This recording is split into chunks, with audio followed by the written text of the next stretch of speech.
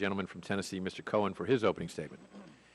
Thank you, Mr. Chair. I appreciate the opportunity to serve as ranking member on this committee with my friend from Iowa, Mr. King. We know we have differences of opinion on a lot of issues, but we have always agreed to disagree agreeably, and we will do that again. I'm not sure exactly what Mr. King means when he says some people see the Constitution as a living, breathing, and some see it in the words in which it was drafted.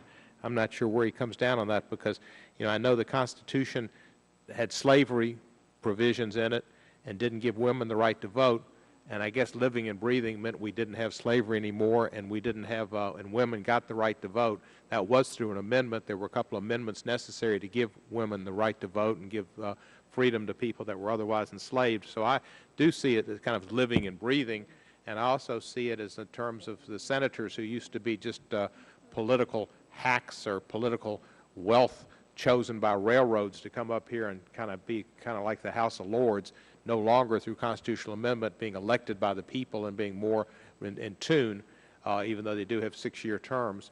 And that changed, but that changed a lot of the balance and how things happen. I look forward to showing the similarities in the President's positions and those of President Bush.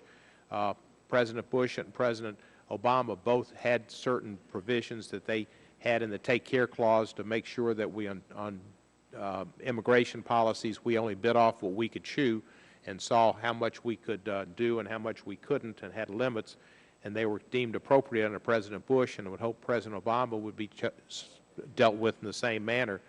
And there have been quite a few attempts by the Congress to say that the President overreached on the Affordable Care Act, which has provided over 18 million Americans health care and been a great step forward, started by Republican Teddy Roosevelt and really most implemented by Republican Mitt Romney,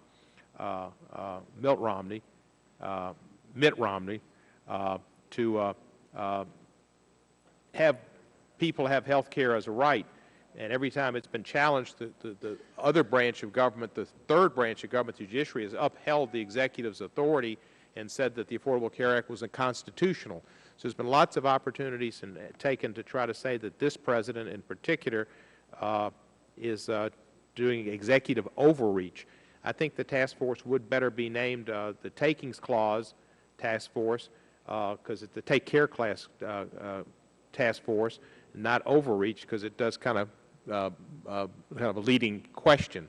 It gives the answer within its question, overreach, and that shouldn't be really how we start off if we're going to be actually a task force that looks at this from a objective fashion.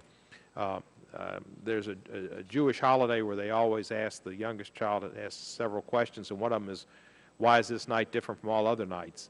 And I have to think, why is this president different from all other presidents?